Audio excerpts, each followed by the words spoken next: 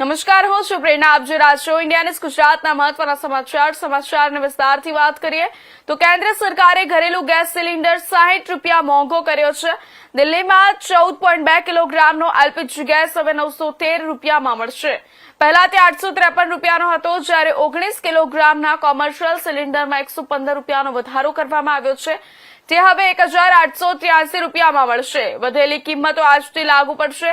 સરકારે ગેસના ભાવમાં વધારો એવા સમય કર્યો છે જ્યારે અમેરિકા, ઇઝરાયલ અને ઈરાન યુદ્ધને કારણે દેશમાં ગેસની અછતની સંભાવના વ્યક્ત કરવામાં આવી છે. આ સ્થિતિને જોતા સરકારે ઇમરજન્સી પાવરનો ઉપયોગ કરીને દેશની તમામ ઓઇલ રિફાઇનરી કંપનીઓને એલપીજી ઉત્પાદન વધારવાનો આદેશ આપ્યો છે. મિડલ ઇસ્ટમાં વધતા તણાવથી ગેસનો પુરવઠો પ્રભાવિત થઈ શકે છે. આ જ ખતરાને ધ્યાનમાં રાખીને સરકારે આદેશ જારી કર્યો છે. તેમાં કહેવામાં આવ્યું છે કે હવે રિફાઇનરીઓ પ્રોપેન અને બ્યુટેનનો ઉપયોગ ફક્ત રાંધણ ગેસ બનાવવામાં કરશે.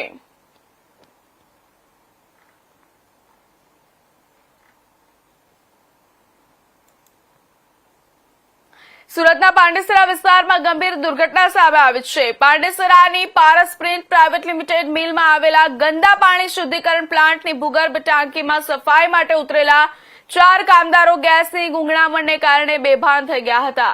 4 કામદારોને તાત્કાલિક ડિંડોલીની ખાનગી હોસ્પિટલમાં ખસેડવામાં આવ્યા હતા, જ્યાં સોનુ પાસવાન, દીપક કુમાર પાસવાન અને સંદીપ પાસવાનને મૃત જાહેર કરવામાં આવ્યા હતા, જ્યારે મલંદર પાસવાન હાલ સારવાર હેઠળ છે. પ્રાથમિક માહિતી મુજબ કામદારોને કોઈ પણ સુરક્ષા સાધનો વિના ટાંકીમાં ઉતારવામાં આવ્યા હોવાના ગંભીર આક્ષેપો સામે આવ્યા છે.